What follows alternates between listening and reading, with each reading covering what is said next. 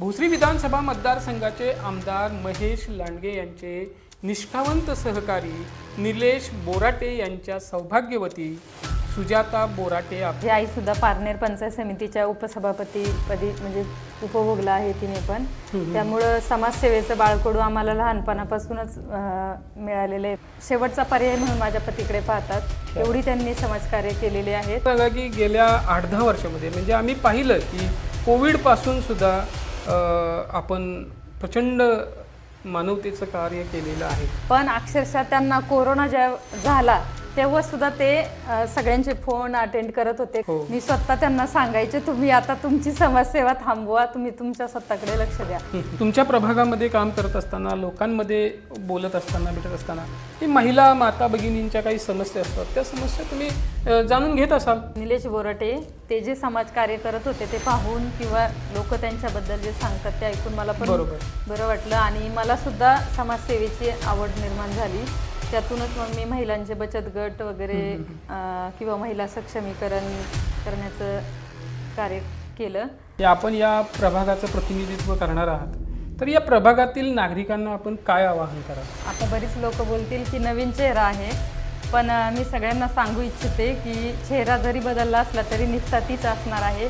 आणि निलेश बोराटे यांनी पाया रचला आहे, त्या पायाला मी विकासाचा कळस चढवण्याचा नक्कीच प्रयत्न करणार आहे. नमस्कार, महा ई न्यूजमध्ये आपल्या सर्वांचं मनपूर्वक स्वागत. पिंपरी चिंचवड महानगरपालिका निवडणुकीची रणधुमाळी आता शिगेला पोहोचलेली आहे. या निवडणुकीच्या निमित्तानं पिंपरी चिंचवडमधील 32 प्रभागांमध्ये 128 जागा आहेत आणि या 128 जागांमध्ये जवळपास 50 ते 55 नवीन चेहरे ज्यांना पहिल्यांदाच सभागृहामध्ये जाण्याची संधी निर्माण झालेली आहे, ती म्हणजे 50% महिला आरक्षणामुळे. आणि या 50% महिला आरक्षणाच्या माध्यमातून महिला ही पुरुषांच्या बरोबर खांद्याला खांदा लावून चालू शकतात, अशा प्रकारची स्थिती पिंपरी चिंचवडच नव्हे तर संपूर्ण भारतभरामध्ये आपल्याला पाहायला मिळते.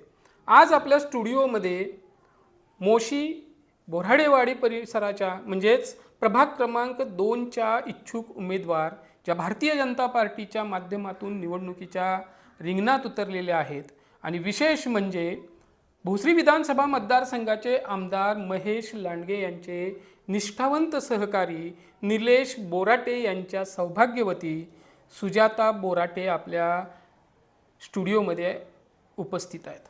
ताई, तुमचं मनपूर्वक स्वागत. धन्यवाद. ताई, आम्हाला निलेश बोराटे यांच्या सामाजिक कार्याचा लौकिक त्या परिसरामधील, त्या पंचक्रोशीमधील आम्हाला माहिती आहे, पण आता उमेदवार म्हणून तुम्ही लोकांच्या समोर सामोरे जात आहे. सुजाता बोराटे म्हणजे नवख्या उमेदवार म्हणून आम्ही तुमच्याकडे पाहतो, पण आम्हाला तुमच्या सामाजिक क्षेत्रात बरोबरच तुमच्या कौटुंबिक पार्श्वभूमीबद्दल जाणून घ्यायला आवडेल. मी पारनेर तालुक्यातली मुलगी आहे. माझी आई सुद्धा पारनेर पंचायत समितीच्या उपसभापतीपदी म्हणजे उपभोगला आहे तिने पण. त्यामुळं समाजसेवेचं बाळकडू आम्हाला लहानपणापासूनच मिळालेलं आहे. माझे आई वडील दोघेही समाजकार्य खूप करत होते. तेच त्यानंतर इकडे सासरी आल्यावरती सुद्धा माझे आजी सासरे उपसरपंच होते आणि माझे पती सुद्धा निलेश बोराटे सोशल फाउंडेशनच्या मार्फत भरपूर विकास कामे केली त्यांनी. लोकांची भरपूर सेवा केली. प्रश्न अडचणी, आता मी सोसायट्यांमध्ये वगैरे फिरते ना, तर अक्षरशः लोक एक शेवटचा पर्याय म्हणून माझ्या पतीकडे पाहतात एवढी त्यांनी समाजकार्य केलेले आहेत. आणि मग आता तुम्ही एवढं सोसायट्यांमध्ये लोकांमध्ये फिरताय, निलेश बोराटे सोशल फाउंडेशनचं एवढं काम आहे, मला सांगा की गेल्या 8-10 वर्षामध्ये म्हणजे आम्ही पाहिलं की कोविडपासून सुद्धा आपण प्रचंड मानवतेचं कार्य केलेलं आहे. मला जरा त्याबद्दल तुम्ही सांगितलेलं आवडेल. कोविड काळात म्हणजे तेव्हा खूपच भीतीचं वातावरण होतं त्यावेळेस. मी स्वतः त्यांना सांगायचे तुम्ही आता तुमची समाजसेवा थांबवा, तुम्ही तुमच्या स्वतःकडे लक्ष द्या. पण अक्षरशः त्यांना कोरोना झाला तेव्हा सुद्धा ते सगळ्यांचे फोन अटेंड करत होते. म्हणजे एवढे काही सिरियस नव्हते ते त्यावेळेस. घरी बसून त्यांना फक्त आराम करायचा होता, पण त्यांनी ती कामं फोन कंटिन्यू काहीच म्हणजे व्यवस्थित ट्रीटमेंट घेतली नाही. सगळं त्यांची कामं चालू असल्यामुळं त्यांना म्हणजे नंतर ते म्हणजे सिरियस स्वतः झाले. लोकांचं काम करता करता त्यांनी स्वतःला कोविड झाला. हो, स्वतःला कोविड झाला आणि त्यातनं पण थोडी काळजी घेतली असती, पण हे समाजकार्य चालू सगळी आराम वगैरे नाही व्यवस्थित, त्यामुळे त्यांना सुद्धा कोविड झाला आणि सिरियस म्हणून त्यांना ऍडमिट सुद्धा करावं लागलं त्यानंतर. बापरे. हो, भरपूर कामं केली लोकांना, अक्षरशः भाजीपाला वाटप, कुणाला बेड अवेलेबल करून. मीच एका घरात गेले होते, त्यांना माझी ओळख करून म्हणजे दिली. एक आजोबा होते, तर त्यांच्या मुलांनी त्यांना ओळख करून देताना असं सांगितलं की ज्यांच्यामुळे तुम्ही आज जगलेत ना त्यांची बायको आलेली आहे. कोविडमध्ये त्यांनी भाजीपाला आणून गोरगरीब जनता घरपोच सेवा. घरपोच, हो, घरपोच वाटला. लसीकरण ते तर चालूच होतं, परत सॅनिटायझर स्टँड, परत म्हणजे बरीचशी धूर फवारणी वगैरे हे पण चालू होतं. कुठे पेशंट असेल त्यांना बेड अवेलेबल होत नसेल तरी त्यांनी तो अवेलेबल करून दिलेला आहे. बरोबर आहे ताई, कारण मला आठवतंय की आम्ही प्रसारमाध्यमांमध्ये वावरत असताना कोविडच्या काळामध्ये शहरामधला असा एकमेव व्यक्ती होता ज्यांच्या कार्यालयामध्ये मोफत लस मिळत होती. त्यावेळेला मला वाटते 800 रुपयाला लस विकत घ्यावी लागत होती. त्यावेळेला निलेश बोराटेसारख्या सामाजिक कार्यकर्त्यांनी मोफत लसीचा उपक्रम हाती घेतला. निश्चितच ताई, त्यांनी जे काम केलं त्याच्यामध्ये तुमचा योगदान राहिलेलं आहे. मला सांगा की आता तुमच्या प्रभागामध्ये काम करत असताना, लोकांमध्ये बोलत असताना, भेटत असताना, ही महिला माता भगिनींच्या काही समस्या असतात, त्या समस्या तुम्ही जाणून घेत असाल. हो, एक महिलांच्या समस्या म्हणजे एका महिलेला समजू शकते, सांगू शकते काय समस्या असतील. तर आम्ही म्हणजे हळदी कुंकू वगैरे कार्यक्रम भरपूर केले. निलेश बोराटे सोशल फाउंडेशनच्या माध्यमातून पण आम्ही भरपूर म्हणजे कार्यक्रम केले. कार्यक्रमामध्ये मग भरपूर लेडीज माझ्याकडे येऊन पण सांगतात आमच्या अशा अशा समस्या आहे, किंवा बचत गट ओपन करायचे किंवा दुसरं काय असेल महिलांचं तर सांगतात. महिलांसाठी काम करत असताना आपण बचत गटांचा तुम्ही उल्लेख केला, आपण किती बचत गटांच्या संपर्कात आहात आता? तरी 200 बचत गट आमच्या संपर्कात आहेत. हो, समजा 200 बचत गट म्हटले तरी एका बचत गटामध्ये किमान 10 ते 15 महिला असतात. म्हणजे जवळपास 4000 महिलांचा गट्टा तुम्ही करून ठेवलाय. मग त्यावेळीच असं ठरवलं होतं का की बाबा निवडणूक लढायचे आणि हे 4000 ज्या महिला आहेत त्यांना मैदानात उतरवायचंय? मग 4000 महिला जर आल्या तर 4000 कुटुंब आली. निलेश बोराटे ते जे समाज कार्य करत होते ते पाहून किंवा लोक त्यांच्याबद्दल जे सांगतात ते ऐकून मला पण बरं वाटलं आणि मला सुद्धा समाजसेवेची आवड निर्माण झाली. त्यातूनच मग मी महिलांचे बचत गट वगैरे किंवा महिला सक्षमीकरण करण्याचं कार्य केलं आणि महिलांच्या काय समस्या असतील त्या जाणून घेऊन त्या सोडवण्याचा देखील प्रयत्न केला. मला आठवते आपण दीपावलीच्या काळामध्ये महिला बचत गटांना काही काम दिलं होतं. हो, आणि त्याची काही समाज माध्यमांमध्ये त्याच्याबद्दल प्रतिक्रियाही उमटल्या चांगल्या. हो, तर ते काय होता उपक्रम तो? ते महिलांना आम्ही म्हणजे पंत्या बनवून त्या पंत्या पेंटिंग करून परत ते महिलांना देत होतो. म्हणजे त्यामुळे महिलांना त्या पेंटिंग करायचं काम मिळालं, रोजगार मिळाला. म्हणजे ते महिलांना पंत्या द्यायचं, त्यांना त्यांचं काम पंत्या पेंटिंग करायचं काम द्यायचं आणि ते तुम्हाला परत द्यायच्या आणि परत त्या घरोघरी वाटायचं पण आम्ही दिवाळीच्या वेळेस तशा 40,000 पंत्या वाटलेल्या. क्या बात आहे. म्हणजे 40,000 घरामध्ये तुम्ही तुमच्या सोशल फाउंडेशनने दिलेल्या पंत्या प्रज्वलित झालेल्या आहेत. आणखीन एक विषयाची सोशल मीडियावरती मी चर्चा झालेली बघितलं की आपण जो हळदी कुंकवाचा कार्यक्रम घेतला जातो प्रभागामध्ये, तो प्रत्येक सोसायटीमध्ये हळदी कुंकू निलेश बोराटे सोशल फाउंडेशनचं हळदी कुंकू ठरलेलं असतं प्रतिवर्षी. तर यामागची प्रेरणा काय आहे आणि किती लोकांपर्यंत आपण पोहोचलोय असं? आता संक्रांत आपण महाराष्ट्रात कसं सण उत्सव खूप आनंदाने साजरे केले जातात आणि त्यातली त्यात संक्रांतीचा सण आणि हळदी कुंकू म्हणजे महिलांच्या खूप जिव्हाळ्याचा विषय आणि सगळ्यांनी एकत्र यायचं. त्या निमित्ताने सर्व महिला एकत्र येतात, छान आवरतात, एकमेकांच्या विचारांची देवाणघेवाण होते आणि मग आम्ही सुद्धा दरवर्षी प्रत्येक सोसायटीत जाऊन महिलांना हळदी कुंकवाचे वाण वगैरे देतो. हळदी कुंकू त्या निमित्ताने त्यांच्या गाठी भेटी होतात, त्यांच्या काही समस्या असतील त्या पण जाणून घेतल्या जातात. त्यामुळे गेली 8-9 वर्ष झाले आम्ही दरवर्षी हळदी कुंकवाचा कार्यक्रम प्रत्येक वर्षी एक वर्षी पण आम्ही मिस केलं. कोरोना काळातलं सोडलं तर 1 वर्ष सुद्धा गॅप झालेलं नाही. आम्ही दरवर्षी ते चालूच ठेवलं. ताई मला सांगा की निवडणूक म्हटलं की त्या उमेदवाराला आपण ज्या प्रभागाचं प्रतिनिधित्व करतो त्या प्रभागातल्या वेगवेगळ्या सांख्यिकी माहिती असायला पाहिजे, भौगोलिक माहिती असायला पाहिजे. मी छोटे 2च प्रश्न तुम्हाला विचारतो. तुमच्या प्रभागाची लोकसंख्या किती आहे मला सांगा. माझ्या प्रभागाची लोकसंख्या साधारण 1 लाखापेक्षा अधिक आहे. बरं. आणि मला सांगा की आपल्या प्रभागाचं मतदार संख्या किती आहे. मतदार 69,500 एवढे मतदार आहे. म्हणजे निवडणुकीच्या निमित्तानं आपण चांगली तयारी केली. हो. ताई, आता आपण महापालिका सभागृहामध्ये जाणार आहात. नगरसेवक म्हणून तुमच्याकडे पाहिलं जाणार आहे. सोशल वर्कर किंवा सोशल फाउंडेशनच्या माध्यमातून आपण निलेश बोराटेंच्या माध्यमातून त्यांच्या सोबतीनं एक कार्य उभा केलं. आता मला सांगा की या पुढच्या काळामध्ये प्रभागातील महिला असतील, प्रभागातील ज्येष्ठ नागरिक असतील, विद्यार्थी असतील, तळागाळातील घटक असतील, यांच्यासाठी आपण काय करणार आहोत किंवा त्याच्या संदर्भातलं व्हिजन काय आहे. आता महिलांसाठी महिलांचं आरोग्य, सुरक्षितता, सक्षमीकरण यासाठी मी प्रयत्न करेल. तसेच विद्यार्थ्यांसाठी बालसंस्कार वर्ग किंवा विद्यार्थ्यांसाठी काय सोयी सुविधा असतील त्या पूर्ण करणार. ज्येष्ठ नागरिकांचे काय मागण्या असतील त्यांच्या किंवा आरोग्यविषयक काही तक्रारी असतील. ताई, आता आपण व्हिजनच्या बाबतीत सांगितलं, माता भगिनींसाठी काय करणार हे सांगितलं.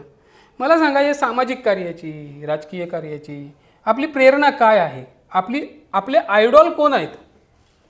निश्चितच आपले सर्वांचे लाडके आमदार महेशदादा लांडगे आणि माझे पती निलेश उद्धव बोराटे. ताई, आपण सांगितलं की सामाजिक उपक्रमांमध्ये आम्ही अग्रेसर आहोत. निश्चितच उपक्रम म्हणलं की निलेश बोराटे आणि ब्रँड उपक्रम म्हणलं की पण निलेश बोराटे अशी एक ओळख निर्माण झालेली आहे.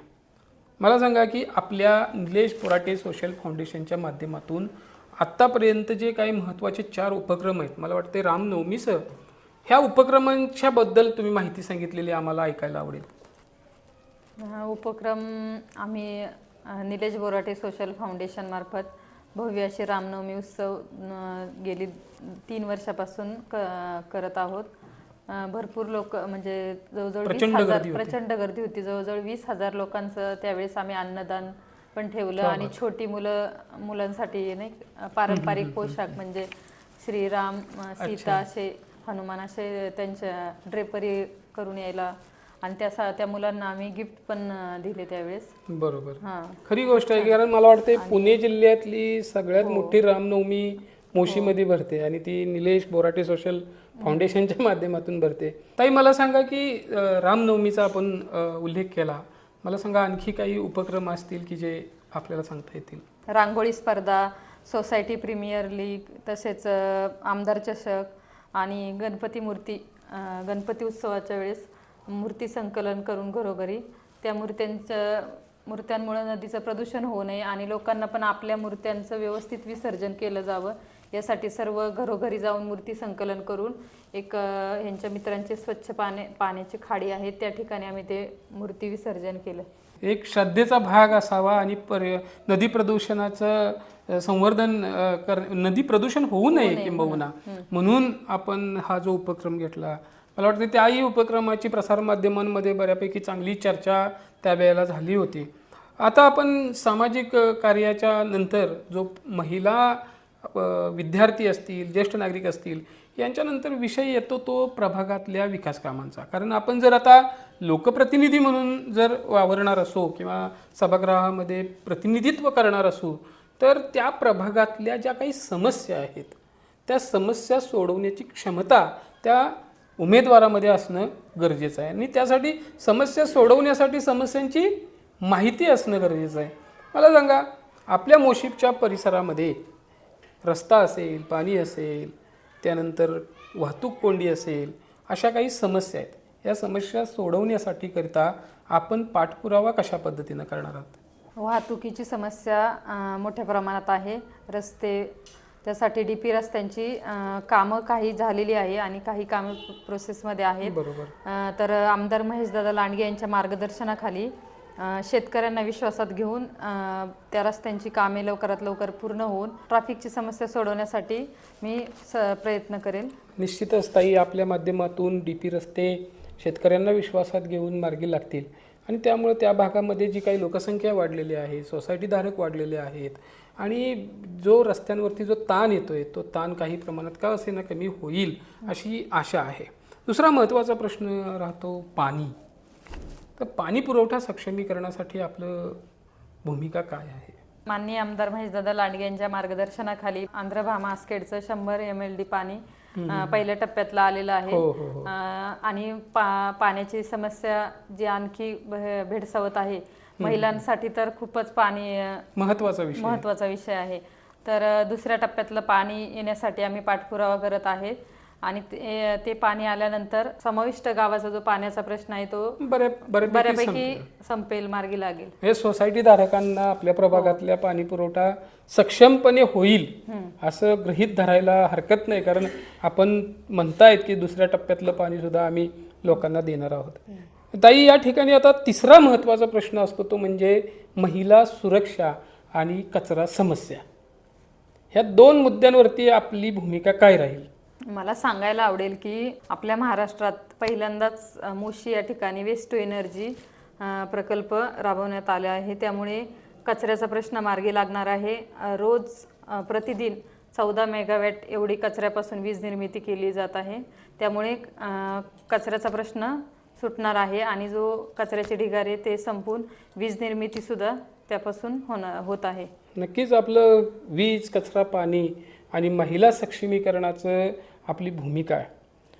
मला सांगा ताई, शेवटचा प्रश्न आहे की आपण या प्रभागाचं प्रतिनिधित्व करणार आहात, तर या प्रभागातील नागरिकांना आपण काय आवाहन कराल? भारतीय जनता पार्टी व महेशदादा लांडगे यांच्या मार्गदर्शनाखाली जे 4 पॅनलचे उमेदवार आहेत त्यामध्ये, आणि मी नवीन आहे, मी नवीनच आहे, नवीन चेहरा आहे, पण माझे पती निलेश बोराटे व निलेश बोराटे सोशल फाउंडेशनच्या माध्यमातून आम्ही गेली 9 वर्ष कोणतेही पद नसताना लोकांच्या समस्या सोडवत आहेत, लोकांच्या अडचणीच्या काळात उभे आहोत. नक्कीच. आता बरीच लोक बोलतील की नवीन चेहरा आहे, पण मी सगळ्यांना सांगू इच्छिते की चेहरा जरी बदलला असला तरी निष्ठा तीच असणार आहे. आणि निलेश बोराटे यांनी जी कामं जो पाया रचला आहे त्या पायाला मी विकासाचा कळस चढवण्याचा नक्कीच प्रयत्न करणार आहे. क्या बात आहे. आणि यापुढेही ज्याप्रमाणे निलेश बोराटे यांनी काम केलं त्याप्रमाणे मी देखील यापुढे आणि आमच्या पॅनलचे बाकी उमेदवार आम्ही सर्व मिळून यापुढे देखील असेच कामं करू. प्रभागाच्या विकासासाठी सदैव प्रयत्नशील असू. प्रभागातील सर्व नागरिकांना एक विनंती करते की तुमच्या या लेकीला, या बहिणीला तुम्ही एक संधी द्या, त्या संधीचं ती नक्कीच सोनं करेल. आणि सर्व पॅनलच्या उमेदवारांना प्रचंड बहुमताने विजय करा. तुमच्या सर्व समस्या सोडवण्यासाठी आणि प्रभागाचा विकास करण्यासाठी आम्ही सर्वजण सदैव प्रयत्नशील असू. नक्कीच ताई, प्रभागातील नागरिक आपल्या, जरी तुम्ही नवोदित चेहरा असला तरी गेल्या 8-10 वर्षांमध्ये निलेश बोराटे असतील, तुम्ही असाल, ज्या पद्धतीनं लोकांच्या सेवेमध्ये काम करत आहात, निश्चितपणानं लोक तुमच्या सोबत राहतील. आणि पारनेरचीच नव्हे तर मोशीची लेक जी सुजाता आहे ती या निवडणुकीमध्ये विजेता म्हणून लोकांच्या समोर जाईल, अशा प्रकारच्या सदिच्छा आम्ही तुम्हाला या निमित्तानं देतो. आणि आपण या व्यस्त वेळापत्रकामधून, प्रचाराच्या घाईगडबडीमधून आपण आमच्या स्टुडिओमध्ये वेळ दिला, आमच्याशी मनमुराद गप्पा मारल्या, अगदी पारनेरपासून मोशीपर्यंतच्या गप्पा आपण या ठिकाणी मारल्या, याबद्दल मी आपले धन्यवाद देतो आणि आपल्याबद्दल सदिच्छा व्यक्त करतो. धन्यवाद.